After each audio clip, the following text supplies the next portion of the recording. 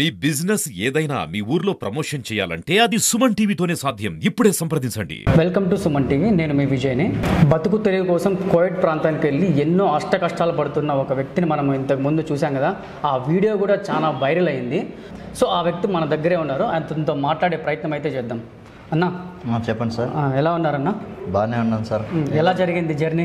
బాగానే ఉంది sir. Journey అయితే బాగానే జరిగింది. ఎందుకంటే అక్కడ పడిన టార్చర్ కంటే చచ్చిపోవడం చాలా బెటర్ అనిపించింది నాకు. అతను పెట్టిన టార్చర్ కంటే 100 రెట్లు చావే చాలా ఆనందం అనిపించింది నాకు. దేనికోసం అయితే బయలుదేరారు కోవిడ్కి మీరు? సార్ నేను ఏదో కొంచెం అప్పులు ఉన్నాయి ఇంటి దగ్గర. ఇల్లు కట్టడానికి కొంచెం అప్పులు చేశాను.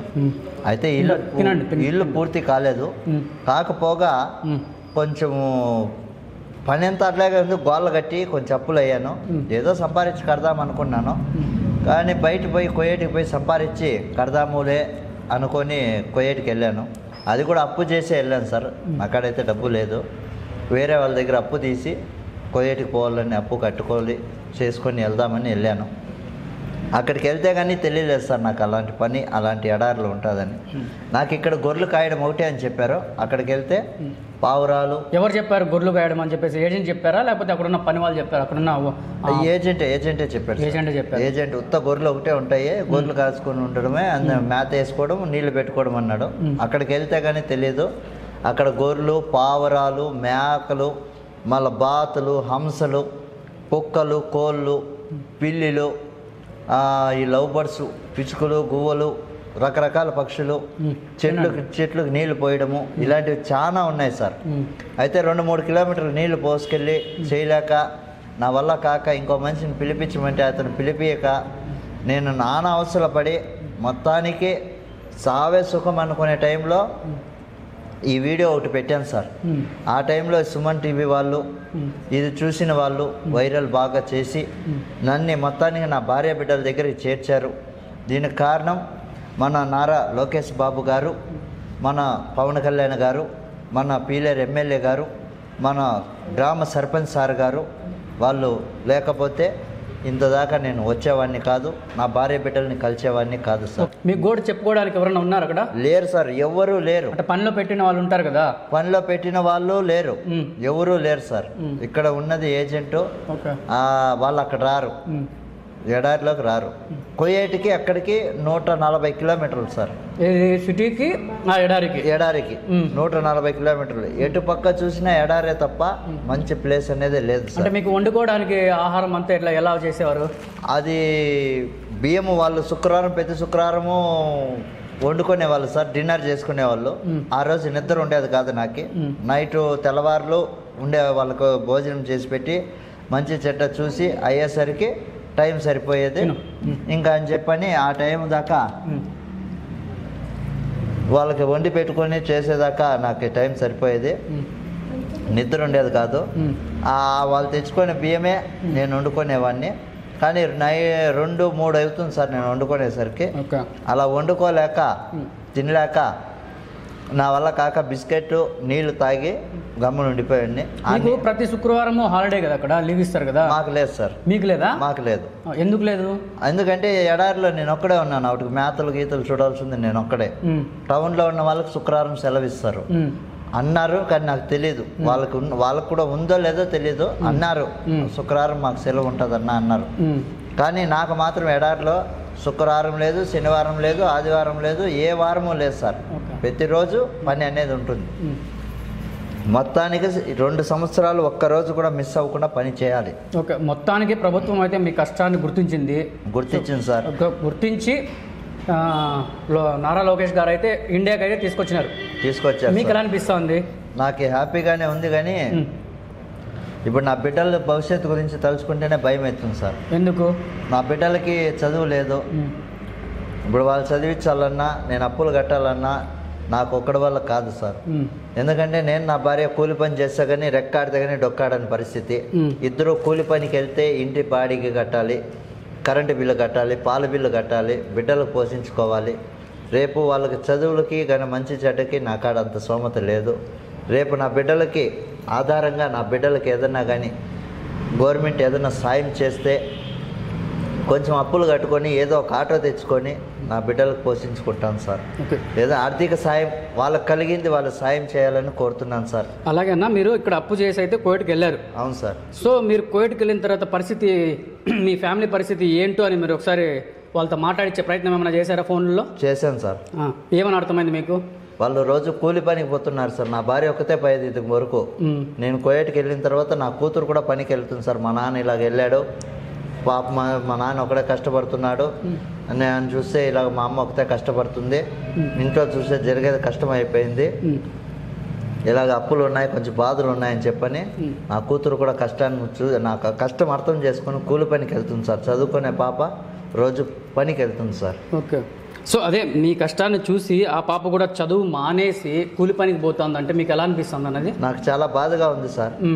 చాలా బాధగా ఉంది. బిడ్డలు చదువుకునే వయసులో కష్టం చేస్తున్నారంటే నాకు చాలా బాధగా ఉంది. ఇప్పుడైతే మీరైతే వచ్చేసారు, మళ్ళీ ఇప్పుడు పరిస్థితిని ఎలా ఎదుర్కొంటారు మీరు? ఆ సమస్యని, అప్పుల సమస్యని ఎదుర్కోవాలంటే గవర్నమెంట్ కూడా ఆర్థికంగా ఏమన్నా సాయం చేస్తే ఎదుర్కోగలుగుతాను సార్. లేదంటే సాధ్యం కాదు ఒక్కడి వల్ల.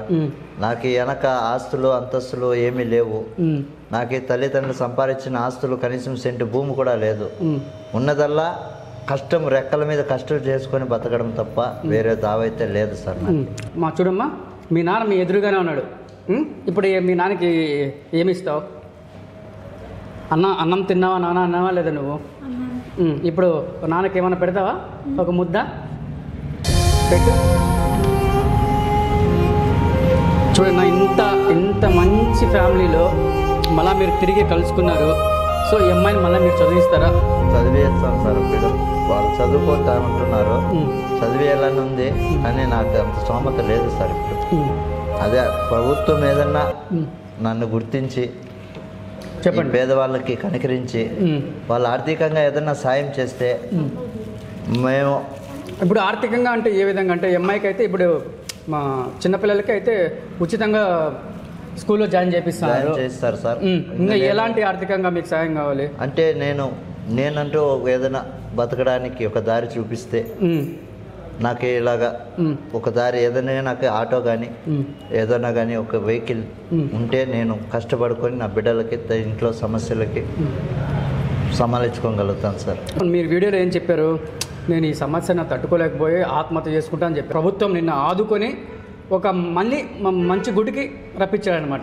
సో ఫైనల్గా మీరేమంటారు దాన్ని బట్టి? అదంతా వాళ్ళ పుణ్యమే సార్. ప్రభుత్వము చర్యలు తీసుకొని ఒక అబ్బాయి ఇంత దూరం వెళ్ళి ఇంత కష్టపడుతున్నాడు అని చెప్పని మన టీడీపీ ప్రభుత్వంలో వచ్చి ప్రతి ఒక్కరూ సాయం చేశారు. నన్ను ఈ వీడియో వైరల్ చేసి ప్రతి ఒక్కరు కూడా గొప్పగా నన్ను చూశారు, నన్ను బయటికి తీసుకొచ్చారు. ఇంత చేసిన వాళ్ళు కొంచెం బతకడానికి కూడా కొద్దిగా దారి చూపిస్తే నేను ఖచ్చితంగా నా భార్య బిడ్డలతోటి సంతోషంగా బతుకుతాను సార్. ఓకే. ఆర్థికంగా ఇబ్బందులు లేకుండా ఏదో ఒకటి చేసుకొని బతుకుతాను. వాళ్ళు ఏదైనా సాయం చేయాలి.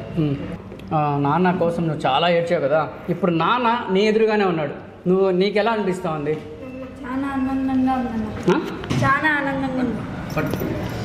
ఎంత ఆనందంగా ఉంది? మీ నాన్న ఎయిర్పోర్ట్కి రాగానే హక్ చేసుకున్నావా? ఇప్పుడు నీ ఎదురుగానే తింటున్నారు, నీకు ఎలా అనిపిస్తుంది? ఇన్ని రోజులు లేరు కదా మీ నాన్న మీతో, ఇప్పుడు సడన్గా వచ్చారు, ఇండియాకి రప్పించాము, మొత్తం కలిపేసామన్నమాట. అప్పుడు నీకు ఎలా అనిపిస్తుంది? చాలా ఆనందంగా. ఏందో నాన్నతో మాట్లాడతావా? ఏమైనా మాట్లాడు. కాదు, నన్ను కూలి పని పంపిస్తావా లేకపోతే చదువుకొని పంపిస్తావా అని అడుగు ఒకసారి. నన్ను కూలి పని పంపిస్తావా, చదువుకోవడానికి పంపిస్తావా? నేను చదువుకోవడానికే పంపిస్తానమ్మా. కూలి పని వద్దు, నేను వచ్చాను కదా, నేను కూలి పని చదువుకోవడానికే పంపిస్తాను. బిడ్డ తల్లి, నువ్వు చెప్పు తల్లి, నీకు ఎట్లా అనిపిస్తుంది? కూర్చో నాన్న, కూర్చో. నాన్న వచ్చేసాడు కదా, నాన్న వీడియో చూసినావు నువ్వు? ఆ చూసినప్పుడు నీకు ఎట్లా అనిపించింది? చాలా బాధ అనిపించింది, చాలా ఏడ్చినావు కదా.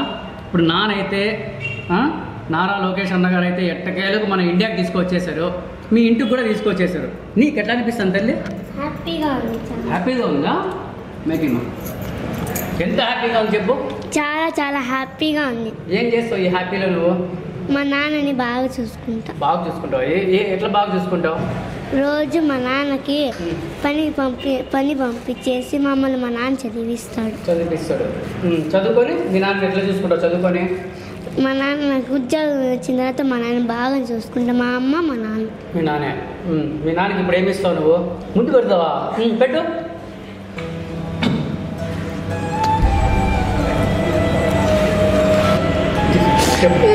ఎప్పుడు వెళ్ళిపోతున్నా? లేదమ్మా, ఇంకెళ్ళను, ఇక్కడే ఉంటాను, ఏదో పని చేసుకుని ఉంటాను. మిమ్మల్ని వదిలి ఇంక పోనులేదు, ఇంకెప్పటికీ ఎక్కడికి వెళ్ళను, మిమ్మల్ని వదిలేసి ఇక్కడే ఉంటాను. ఏదో పనికి వెళ్ళినా సాయంత్రం ఇంటికి వచ్చేస్తాను. మిమ్మల్ని వదిలైతే ఎక్కడికి వెళ్ళను. నాన్న ఇంక నుంచి బాగా చూసుకుంటాం నాన్న. మేము రోజు పని పోతాము, రోజు పనికి పోనా? పోతాలేమ్మా, నేను రోజు పనికి పోతా, మీరు రోజు పనికి పోయి చదువుకోండి బాగా. నేను ప్రతిరోజు పనికి పోతాను, మీరు బడికి పోయి బాగా చదువుకోవాలి. నేను చదివించుకుంటాను మీకు, సరేనా? అక్క, నువ్వు, నేను, అమ్మ ఎప్పుడు హ్యాపీగా ఉన్నామన్నా. సరే అమ్మా, సరే, మేమంతా సంతోషంగా ఉన్నాం. ఇంక నుంచి మీరు బడికి పంపిస్తాను, నేను పనికి పోతాను, సరేనా? మనం సంతోషంగా ఉంటాం, సరేనా? నువ్వైతే బాధపడద్దు, నేను చదివిస్తాను. నేను ఏదో ఒకటి చేసుకొని పని అయినా చేసి మిమ్మల్ని పోషించుకుంటూ చదివించుకుంటూ ఉంటాను, సరేనా? చూడండి, ఎంత ప్రేమ ఉంది ఆ అమ్మాయికి, కళ్ళల్లో నీరు వస్తున్నాయి. ఎంత బాధ ఉంటే చూడండి, ఆ తండ్రి బాధ అనేది చిన్న పిల్లలకి తెలియదు అనుకున్నాను. ఇప్పుడు తెలుస్తాను, కళ్ళ ఎదురుగానే నేను చూస్తాను, నాకు కూడా కళ్ళలో నీరు వస్తున్నాయి. అమ్మగారు, మీరు చెప్పండి, మీ భర్త గారు అయితే క్షేమంగా అయితే ఇండియాకి వచ్చారు. ఇప్పుడు మీ ముందే కూర్చొని తింటున్నారు, మీకు ఎలా అనిపిస్తుంది? ఇన్ని రోజులు చాలా మీరు అన్నం తినకుండా మా భర్త ఏమైపోతాడో, ఏం చేస్తున్నాడు అని చాలా బాధపడ్డారు. ఇప్పుడు మీ కంటి ఎదురుగానే కూర్చొని మీ ఫ్యామిలీతో నేను కూడా మీతో పాటు కలిసి తింటున్నాను అనమాట. మీకు ఎలా అనిపిస్తుంది? నాకు చాలా హ్యాపీగా ఉంది, చెప్పలేనంత సంతోషంగా కూడా ఉంది. చాలా చాలా హ్యాపీగా ఉంది. మీ భర్త గారితో ఏం మాట్లాడతారు? మాట్లాడండి, ఇట్లా ఎదురుగానే మాట్లాడండి. ఇప్పుడు కొయ్యేటికి వెళ్ళావు కదా, ఇంకా ఎప్పుడు కొయ్యేటికి వద్దు, ఎక్కడికి వెళ్ళేదొద్దు. ఉన్న దాంట్లోనే కూలి చేసుకొని సర్దుకొని ఉన్న దాంట్లోనే పిల్లల్ని చదివించుకుంటూ మనము లక్షణంగా సంతోషంగా గడుపుతాము. సరే, మనం ఇద్దరు పనికి పోదాం, బిడ్డల్ని చదివించుకొని ఎక్కడికి వెళ్ళలేదు ఉందాం. మనం సంతోషంగా ఉండాలంటే మన ఇద్దరు కష్టపడుకొని పిల్లల్ని చదివించుకుంటాం. నువ్వేం మాట్లాడుతావు తల్లి ఇద్దరితో? ఏం చెప్తావు? మీ నాన్నకి ఏం చెప్తావు, అమ్మకి ఏం చెప్తావు చెప్పు. నేను ఎక్కడికి వెళ్ళండి అమ్మ, మీకు ఇక్కడే ఉండి చదివించుకుంటా. పోయేటికే కాదు, ఎక్కడికే వెళ్ళను మిమ్మల్ని వదిలి. మిమ్మల్ని వదిలి ఎక్కడికి వెళ్ళను, మిమ్మల్ని లక్షణంగా చదివించుకుంటాను, బాగా చూసుకుంటాను. ఓకేనా? ఫైనల్గా మీ బిడ్డలకు మీరు ఏం చెప్తారన్నా? వాళ్ళకంటే నాకు ఆస్తులు ఏం లేవన్నా, వాళ్ళే నాకు ఆస్తి, అంతస్తు, ఐశ్వర్యం అంతా వాళ్ళే. వాళ్ళ కోసమే నేను బతుకున్నాను అంతే. వాళ్ళ తప్ప నాకు ఏది లేదన్నా. వాళ్ళ కోసం, వాళ్ళకి చదివించడం కోసం నేను నా ప్రాణమైన ఇచ్చేది, పోషించుకుంటూ చదివించుకుంటాను. వాళ్ళకి మంచి భవిష్యత్తు ఇస్తాను. తినండి. చూసారు కదండి, మనం ఈ మధ్యకాలంలో గోట్ లైఫ్ అనే సినిమా ఒకటి వచ్చిందనమాట. సేమ్ స్టోరీని ఇది కూడా. ఏదో పని చేయాలని అక్కడికి వెళ్తాము, తీరా చూస్తే ఎడారి ప్రాంతంలో వేసి అవి మేపండి, గొర్రెలు మేపండి. అందులో ఇంకోటి లిటికేంద్ర అంటే 2 కిలోమీటర్స్, అదే 2 కిలోమీటర్ల వరకు నీళ్లు తీసుకెళ్ళి అక్కడ నీళ్లు పోయాలంట. ఎంత కష్టం అండి, 60 డిగ్రీల వేడి ఉంటుంది అక్కడ. సో ఆ కష్టాన్నంతా భరించి నిజంగా ఒక వీడియో వైరల్ అయితే చేశారనమాట. ఈ ప్రజలందరూ నిజంగా చాలామంది ఇతన్ని సపోర్ట్ చేసి గవర్నమెంట్ దృష్టికి తీసుకెళ్లారు. నిజంగా గవర్నమెంట్ గ్రేట్ అనమాట.